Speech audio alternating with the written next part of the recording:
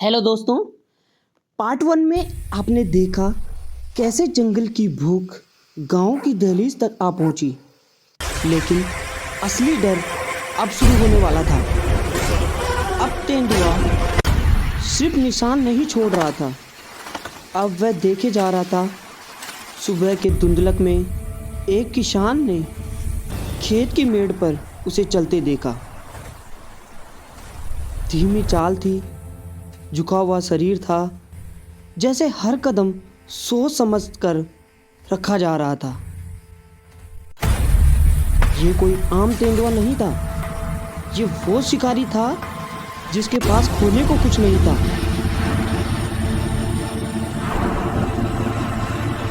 अब गांव में बच्चे स्कूल नहीं जा रहे थे, औरतें अकेले बाहर नहीं निकलती थी और शाम ढलते ही दरवाजे खिड़कियां बंद हो जाती थी, लाइटें बुझ जाती थी। सिर्फ आग की लो और डर की सांसें। गांव वालों ने रात में पहरा शुरू कर दिया था। वो इधर उधर जाते थे और पहरा देते थे बच्चों के साथ, लेकिन आत्मविश्वास नहीं।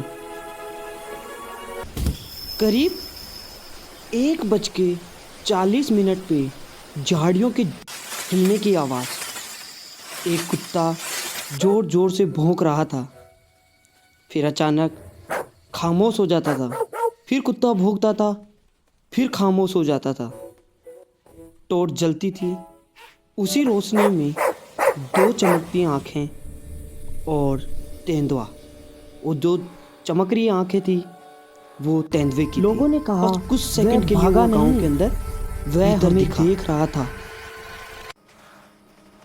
वन विभाग की रिपोर्ट में एक बात साफ थी, तेंदुआ डर नहीं रहा था, वह इंसानों की मौजूदगी को स्वीकार कर चुका था।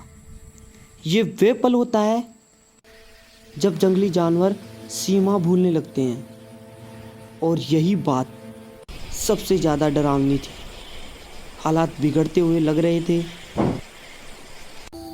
छठवें दिन खेत के पास मरी हुई बकरी मिली, और 7वें दिन गांव के कुएं के पास पंजों के निशान थे, और 8वें दिन झोपड़ी के पीछे खून के निशान थे।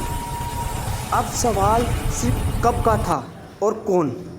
ये किसी को नहीं पता था कि जो स्टोरी है वो क्लाइमैक्स की ओर बढ़ती रही है, डर बढ़ता जा रहा था।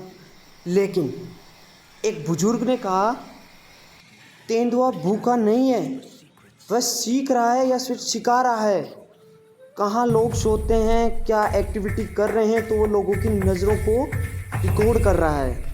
कब बाहर निकलते हैं, कब सोते हैं, वो सारी चीज़ें नोटिस कर रहा है, और कब कोई अकेला होता है। ये अब शिकार नहीं था, ये रणनीति थी उसकी। इसी बीच जंगल के पास से खबर आई, वह हिरणों की संख्या अचानक कम हो गई। फिर सवाल उठा, अगर जंगल में शिकार था तो तेंदुआ गांव क्यों आ रहा था? क्या वह भूखा था, या फिर वह घायल था, या फिर किसी और वजह से वह भटकता हुआ गांव की तरफ आ रहा था? अब इसके नेक्स्ट पार्ट के लिए आपको इंतज़ार करना पड़ेगा।